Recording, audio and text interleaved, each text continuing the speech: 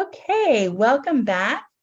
We had some audio difficulties with Natalie earlier. She's part of our early steps panel with the FRSs, and we definitely didn't want to miss the important information that she's going to share today because she's going to be focusing on transitioning from the Florida Early Steps program and what to expect. So hi, Natalie. It's nice to hear Hi. you. Thank you Um, so much for understanding. Not a Can't imagine, problem. It happens. It but I'm happens. really happy to be here. And, I did get a chance to hear a little bit of what the lady said before me. So thank you for having us all on. Yeah, so it's kind of been chronological, all the way from NICU and then that, getting identified, possibly getting identified and meeting eligibility, and then what that program looks like. So what happens when a child turns 3? Or I know that it can happen even sooner. Those conversations can happen sooner, but what happens in that transition from early steps? So we know already that early steps is part C. So what happens is normally the conversation starts, I know in our area, usually around 2 years to about 27 months, where we start in the service coordinators, which in our program, a service coordinator is the case manager. They start speaking with the family about next steps. So I really, really encourage families to follow through. It is a very important step in the process of ending your services.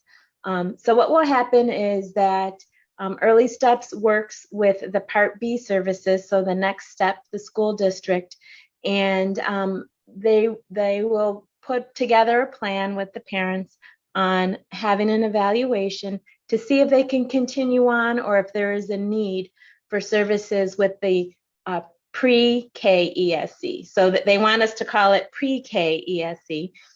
Formerly used to be called the Fiddlers or Child Find program, but it's kind of been an update of what they want to do. And so what they'll do is similar to coming into early steps. They will again have a developmental, very comprehensive evaluation to see if there is still some needs that can benefit the child by being in the program. Oops, sorry. Okay. And what would you say maybe to a family that doesn't want to follow through with that transition to pre-K, whether it be for additional services or even to have them evaluated through that Fiddler's Child Find that is Well, now. yeah, exactly. Well, I really do strongly encourage them to follow through because you're by having that IFSP in the beginning, you can really see where the delays are, and then ending with us, you're going to get a report of where your child is at. So it's always great to see, where they're at that point. And so why not add that extra layer to see if they need the additional support? And if they don't qualify for the school district, there are other avenues that they can take. There is early Head Start. They can apply for the scholarships to see if they would qualify for more, maybe on their own type of therapies or private school, just to keep those developmental skills strong before going into the next step of either VPK or kindergarten. There's also quite a few wait lists out in the community, which could be very frustrating for families if they feel like, you know what, maybe my child does need extra supports. I'll just take care of them and use my insurance. Um, what other wait lists are there that their families are struggling with that actually doing this transition could help with?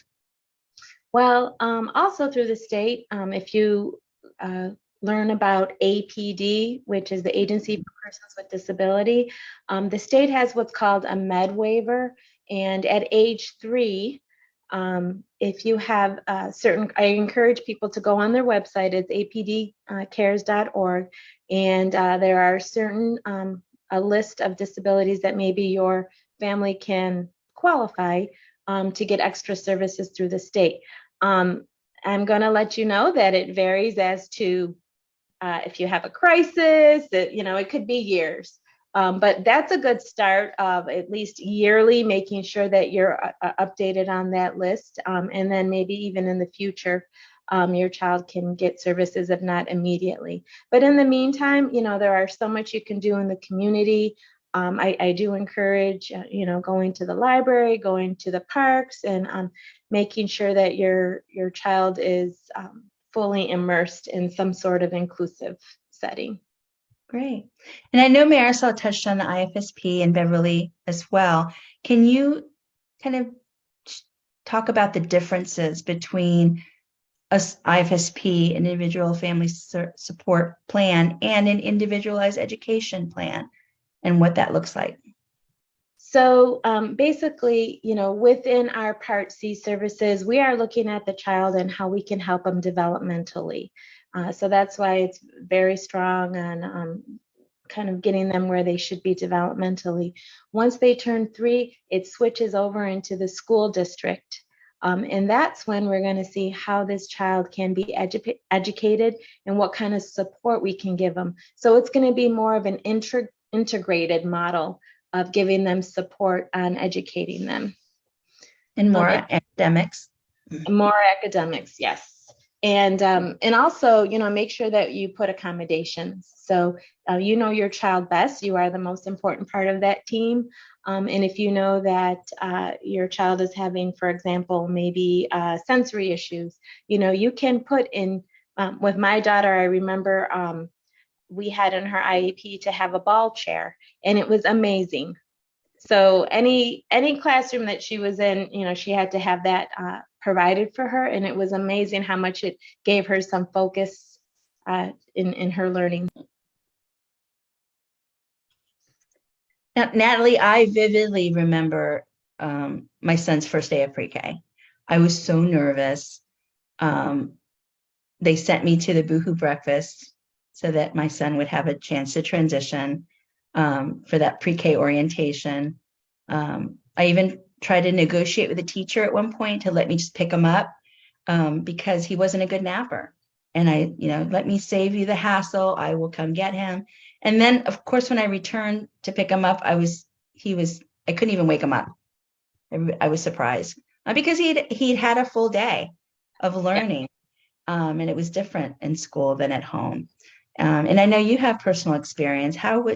What would you share about your advice to families of your own experience with transition, and what families can do to make that process smoother? Sure. I personally felt the same way because I thought to myself, wow, I'm sending a 3-year-old on a bus. So we had a bus, and so for me, that was a big step. But right from the very beginning, we had the friendliest bus driver, and then an aide that was like a little grandmother type. And I remember just feeling so nervous about her going. That was the first time kind of in a with other children too. I was worried about the other children, but she did so well. So she went on the bus, and then I would pick her up in the afternoons, and she was so happy to see me, which made me feel good. The teachers are so pleasantly surprised on how good she did, and she just wanted to go back. So I knew it was the right place for her. And so I think that's what we have to do is, we have to always presume competence with our children. And if we don't give them the opportunity, how will we know? So I know that it's really hard, especially if our child is nonverbal and not potty trained and all the things that we worry about. But, we have to maintain some kind of trust and have some really good communication. That's what I really encourage people to do is you can go online and you can even create your own little one-pager that talks all about me. There are some great transition booklets that we have at Early Steps. And also, if you go into the website that's called TATS, which is TATS, it's a statewide project that supports programs serving all pre-K children with disabilities, and it's through UCF. If you go in there, they already have some you can download. They have some really good tips about some things to do. I also encourage you to really, really help your children have some self-care. before they enter those, and you can teach them simple things like cleanup, but really think of the benefits of them being in that sort of classroom, learning about a dynamic of a classroom, about circle time, about schedules, about transitioning. And these teachers are trained really to help with all of those skills, like toilet training, dressing and feeding too. So it's something that although we're going to do that at home, we have to know that all of the children there are probably going to need help with these. I remember one little phrase made such a big difference in telling my son, Mommy always comes back. I love Was that. this enough for him to hang on to? And I think more for me to hang on to, but definitely. So many really good books out there. Mhm. If I know if you can just go on Amazon, but a couple of them I remember my kids reading were Preschool Day Hooray, or Froggy Goes to School, or What to Expect from Preschool. But there's some really good ones that Okay. I read have to ahead of. post them. I'll post them in the chat if I find them. Yes. So, you can really support them and talk about it and be excited. And, as parents, we're always going to model. So if I know that deep down inside we can be sad, but if we're showing very positive vibes about them having a new step and them being, you're growing up. What a big boy. What a big girl. I'm so proud of you. That can really go a long way in making that transition easier. And of course, always look to your FRSs, because we are all, moms first. And so we all experience this, and we can be here to support you with all kinds of resources. Thank you so much, Natalie. Thank you to the panel, Melanie and Beverly as well. Great information, especially with a lived experience, which I think families really appreciate and connect with.